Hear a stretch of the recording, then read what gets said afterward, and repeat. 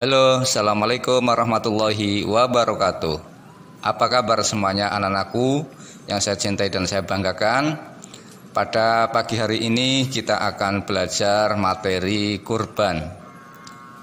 Terlebih dahulu marilah kita berdoa sebagai awal pembelajaran. Bismillahirrahmanirrahim. Allahumma inna as'aluka ilman nafi'a wa rizqan wasi'a wa amalan mutaqabbala, amin. Anak-anakku yang saya cintai, setiap hari raya Idul Adha umat Islam di seluruh dunia melaksanakan perintah Allah, yaitu ibadah kurban. Kurban merupakan syariat yang ditetapkan oleh Allah Subhanahu wa taala kepada umat Islam sebagaimana disyariatkannya kepada Nabi Ibrahim alaihi salam. Kurban itu berasal dari kata koroba, yaitu dekat atau mendekatkan diri. Menurut istilah, kurban itu adalah ibadah yang dilaksanakan dengan cara penyembelihan binatang ternak seperti unta, sapi, dan kambing.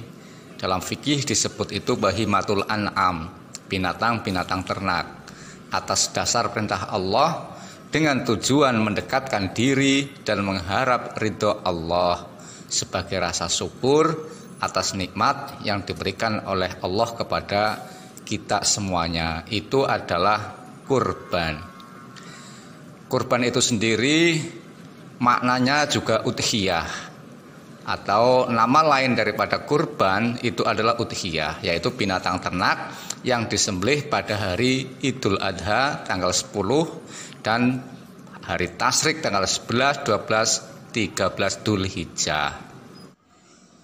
Hukum kurban itu sunnah muakkad, artinya adalah sangat dianjurkan sekali bagi umat Islam yang telah mampu.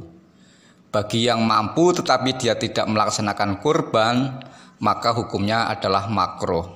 Jadi ini sangat dipentingkan atau dianjurkan sekali bagi umat Islam yang mampu, dan bagi yang mampu tetapi tidak melaksanakannya maka hukumnya makruh. Tetapi apabila ia itu bernadar maka hukumnya adalah wajib untuk dilaksanakan. Itu adalah hukum kurban. Sebagaimana firman Allah dalam surat Al-Kautsar ayat 1-3, Inna a'tainakal kautsar fasholli li rabbika wanhar inna syani'aka huwal abtar. Kurban itu disyariatkan oleh Allah Subhanahu wa taala semenjak zaman Nabi Ibrahim alaihi salam. Beliau ini adalah seorang nabi yang dikenal dengan kedermawanannya. Hartanya melimpah, hewan peternakannya sangat banyak sekali, sehingga setiap tahun beliau ini melaksanakan kurban. Akan tetapi beliau ini belum dikaruniai oleh Allah Subhanahu wa taala seorang anak pun semenjak menikah dengan Siti Hajar. Oleh karena itu dia mendambakan sekali, sehingga suatu saat pun beliau itu menyampaikan, jangankan ratusan ekor unta ataupun domba untuk kami korbankan, andainya saja saya memiliki anak pun disuruh oleh Allah untuk berkorban, maka akan saya korbankan.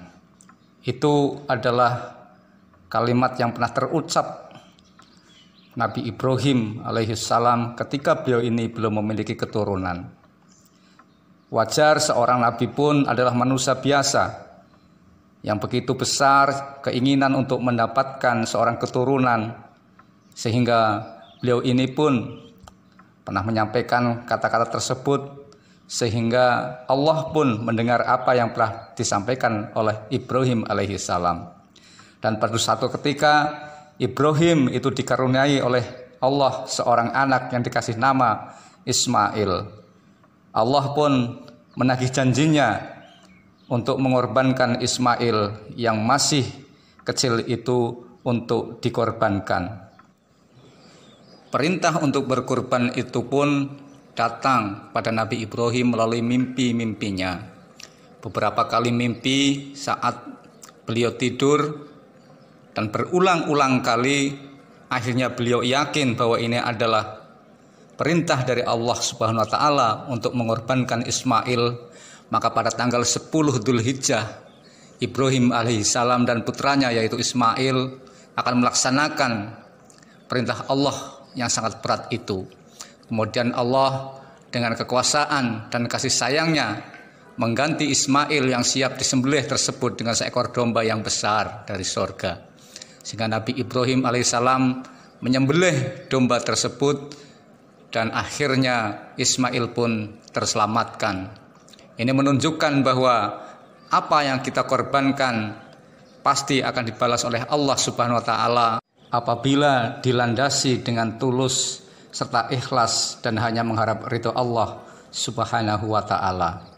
Demikian dulu pembelajaran pada pagi hari ini. Semoga kita bisa bertemu lagi pada pertemuan yang akan datang dalam keadaan sehat walafiat. Assalamualaikum warahmatullahi wabarakatuh.